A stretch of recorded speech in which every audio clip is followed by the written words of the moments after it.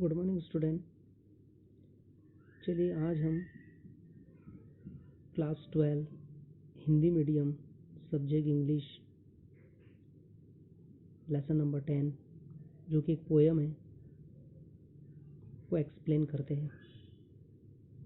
सबसे पहले पोयम का नाम द हिल टॉप टेम्पल, अर्थात एक ऐसा मंदिर जो पहाड़ी के शिखर पे बना है। चलिए देखते हैं, इसको थोड़ा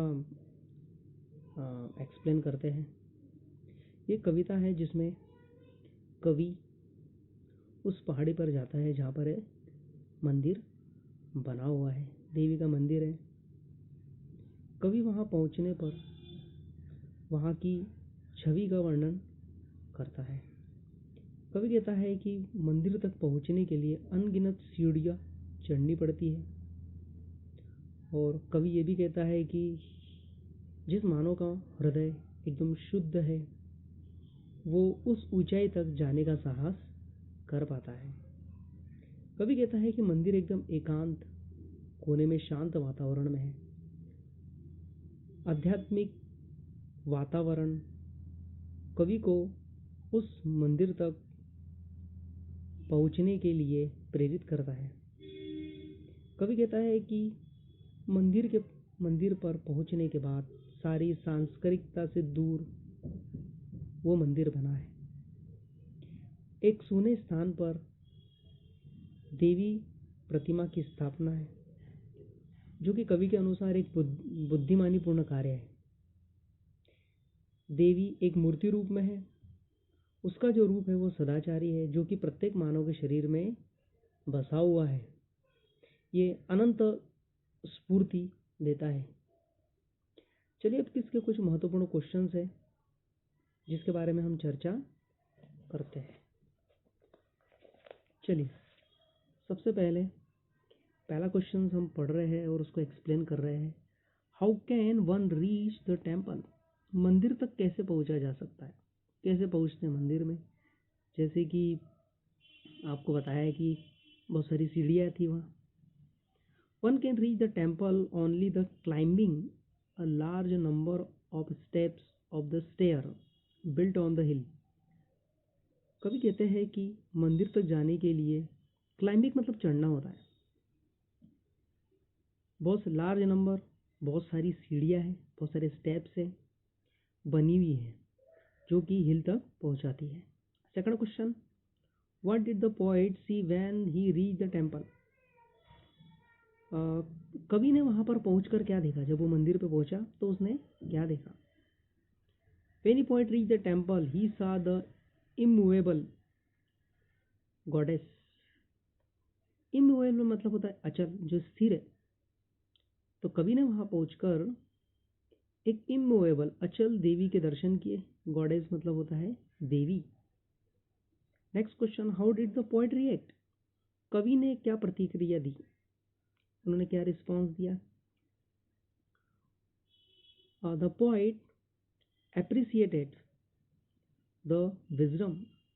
एप्रिसिएटेड का मतलब होता है प्रशंसा करना, सराहना, ठीक है। द विजडम बुद्धिमानी को, ऑफ द पीपल लोगों की बुद्धिमानी को उन्होंने सहारा। Who set the goddess so high on the hill top? उस व्यक्ति को जिन्होंने उस ऊंचे पहाड़ पर इस मूर्ति की स्थापना की, इस मंदिर की स्थापना की।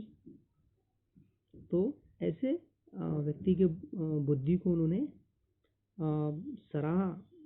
लेकिन इतने ऊंचाई पर मंदिर बनाना मतलब इतना आसान नहीं होता।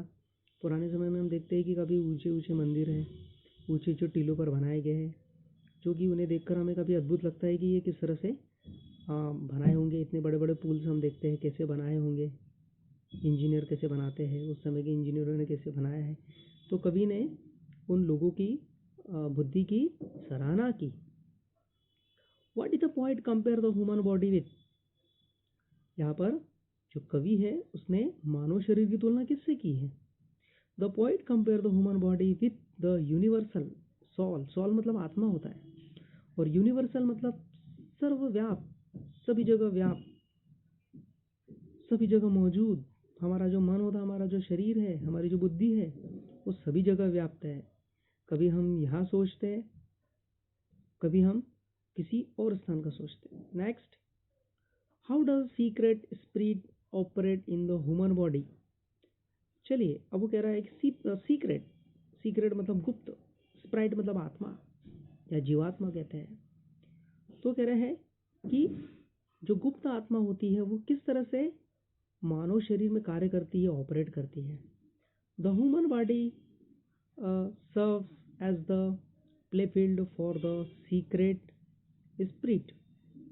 चलिए, अब क्या कह रहे हो कि जो ह्यूमन बॉडी में जो जीवात्मा है वो क्या करती है, एक कार्यस्थल के रूप में एक स्थल को चुन लेती है। प्ले फील्ड, प्ले मतलब खेलना होता है, फील्ड मतलब क्षेत्र। तो जहाँ पर, या प्ले फील्ड जहाँ पर कार्य किया जाता है उस क्षेत्र को ही कहा जाता है। तो जो जीवात्मा होती है वो एक कार्य स्थल के रूप में कार्य करती है। ठीक है ना, जैसे हमारा जो मानव मस्तिष्क है ये भी कार्यस्थल है, हमारा हृदय कार्यस्थल है। ठीक है, तो ऐसे स्थानों पर जो जीवात्मा है वो कार्य करती है।